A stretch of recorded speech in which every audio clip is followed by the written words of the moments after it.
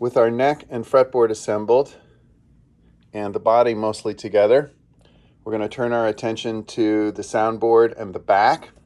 We're going to use 2 pieces of Luan. Of course, you can use more expensive wood if you choose. This is just the cheap stuff that we use for the students. But for the back, you're going to need a piece that's 11 by 6 3/4, and for the soundboard or the front, you're going to need a piece that's 12 by 8.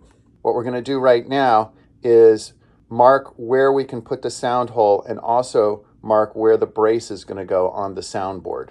We need to add a brace behind the bridge because the tension from the strings pushes down onto the soundboard and will eventually warp it inwards.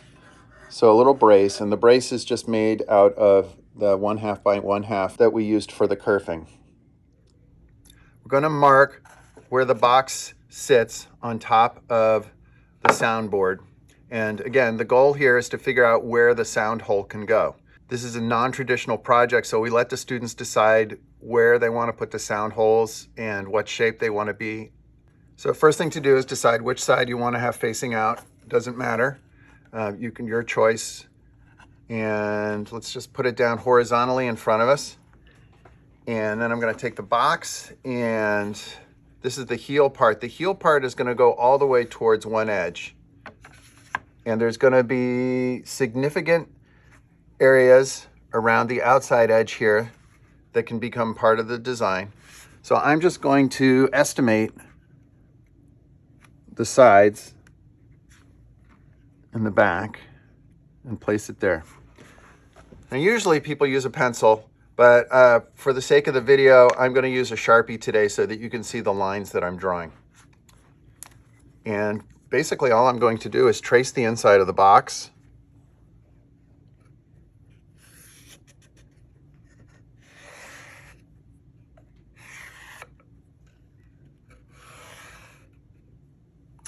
I'm also going to trace the outside of the box, but I am going to use the pencil because I don't want to get Sharpie on the edge of my ukulele. That won't come off.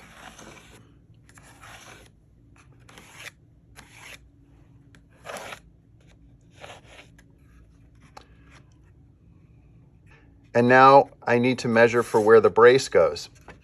Measuring from the heel side, come back 8.5 inches. Make a little mark there. And we'll draw a straight line across, keeping it parallel to the box.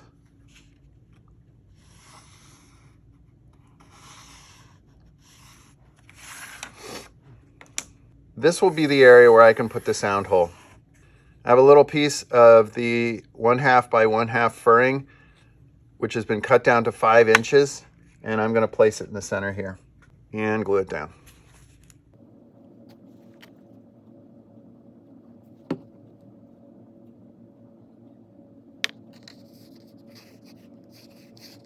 I'm going to glue this down right on top of the line.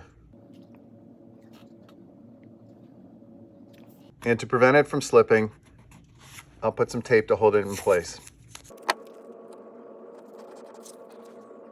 To make sure the glue adheres firmly, you should clamp it or put something heavy on it. I'm just going to use a water bottle and set it aside to dry.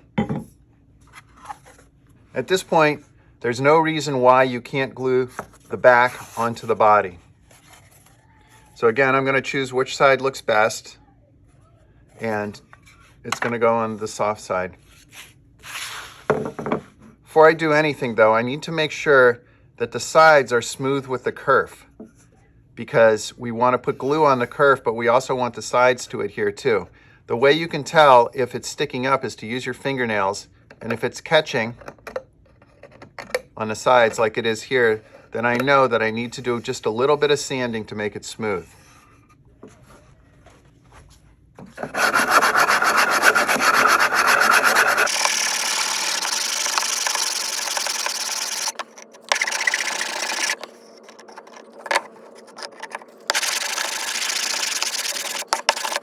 And now I'll glue down the back.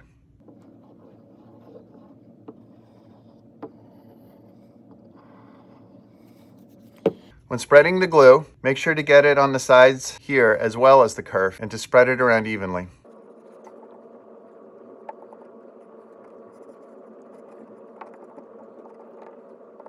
The back was cut with just a little bit of overhang, so you should center it as best you can. Make it even. It's okay if there's a little bit of overhang. I'm going to let the glue dry for the brace on the soundboard and the attaching the back to the box. Of course, you need to have pressure. You can't just put tape or just put two pieces of wood together with glue. You need to have something compressing them. So that one's got a full water bottle on it. That should be enough.